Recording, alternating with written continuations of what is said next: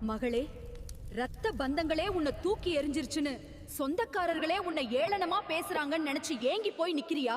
யாருக்காக நீ ரத்தத்தை வேர்வையாக்கி உழைச்சியோ அவங்களே உன்னை உதவாதவள்னு ஒதுக்கி வச்சப்போ உன் நெஞ்சு எவ்வளவு துடிச்சிருக்கும்னு எனக்கு தெரியும்.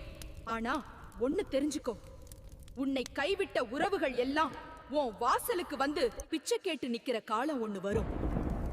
அன்னைக்கு நீ ஆகாயம் போல உயர்ந்து நிப்பாவங்க அண்ணாந்து பார்த்து வியப்பாங்க. நீ சிந்தின ஒவ்வொரு சொட்டு கண்ணீருக்கும் அவன் வட்டியும் முதலுமா பதில் சொல்ல வேண்டிய காலம் வந்துடுச்சு. நீ கலங்காத, துரோகிய நான் பாத்துக்கிறேன். உன்னை தூக்கிவிட நான் இருக்கேன். உனக்கு வஞ்சகம் பண்ணினவங்க முன்னாடி உன்னை வைரம் போல ஜொலிக்க வைக்கிறது இந்த ஆத்தாவின் வேலை. உன் கண்ணீர்த்து துளி ஒவ்வொன்னும் முத்தா மாறி உன் தலையெழுத்தையே மாத்த போகுது. மனச தளர விடாம நேர்மையா நம்பிக்கையோட இரு நல்லது நடக்கும். இது உன் குலதெய்வம், இந்த அம்மனோட சத்திய